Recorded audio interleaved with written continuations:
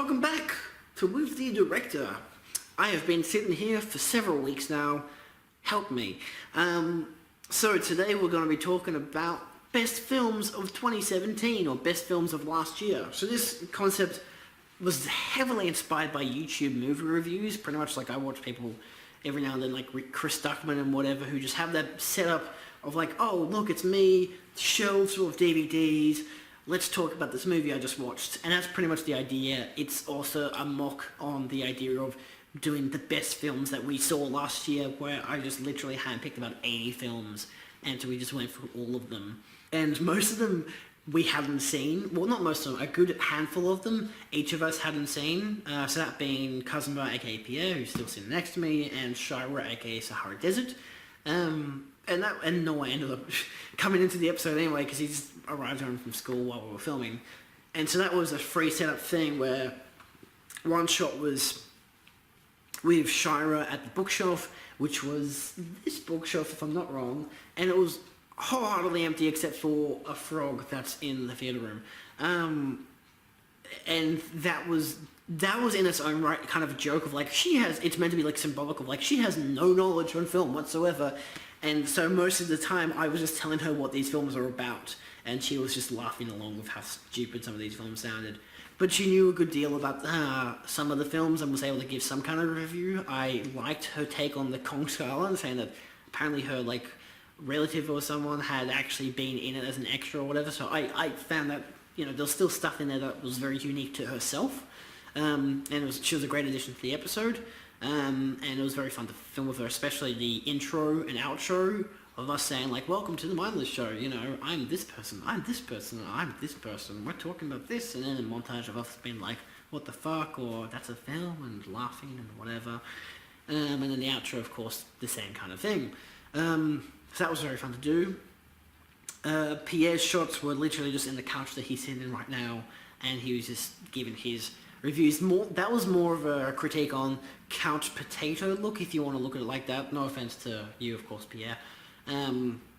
But that was pretty much the look I was going for, of just in this big recliner chair and being like, you know, sit down and watch movies all day, and that being the idea. And again, I liked his input as well. His input was very different to Shira's too, because his sometimes were just blunt answers of haven't seen it, don't like it, you know, just simple 1 to 2 word answers, unless it was a film he actually cared about, which is interesting. Yeah, and do we have anything in regards to the villain? I don't think we did in that episode. I think that episode was just straight up what the fuck we had there. Jesus, P.S. Stop looking at porn. It wasn't porn, but it was something I don't want to see. Cool.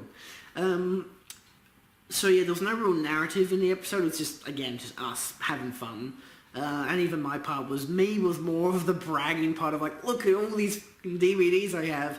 And that was like 20 DVDs, and I had a whole stack of them.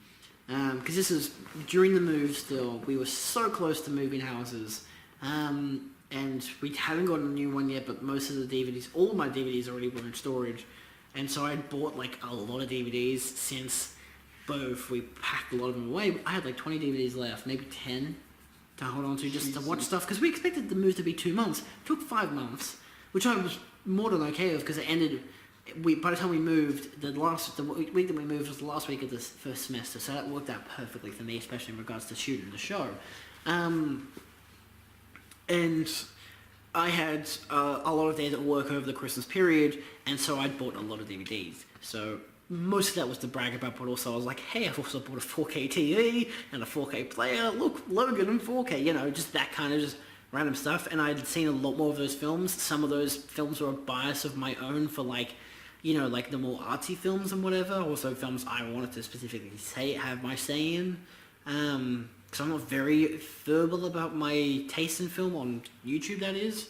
I plan to be more in the future, but I feel like that's like going down into like I don't want to be that kind of channel that just reviews movies or watches, or just like says like, look at all my Blu-rays and stuff. Like, there's a bragging level to that it's gonna have to do a bragging level. It's more to do with like, there's just no creativity in it. But I feel like just for you guys to know me more, it's maybe a better idea. And hence why I'll probably be doing some of those in the future.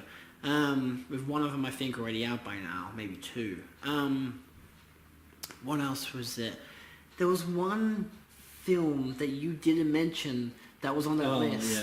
Yeah, and that really annoyed me because I think I put it in the post saying like, oh, Mr. Mindless liked like this or whatever, you know, like there's this one of those films. But outside of that, it worked really well. Definitely not my fault. Yeah, totally not. Yeah, so that was pretty much that whole episode. So yeah, thanks for watching. I thought that was an interesting setup, and I quite liked it. Very creatively done in my mind, or at least just because it was completely fucking different to the other episodes. It was unique. So yeah, feel free to like, share, and subscribe for more Let's Bye. Bye.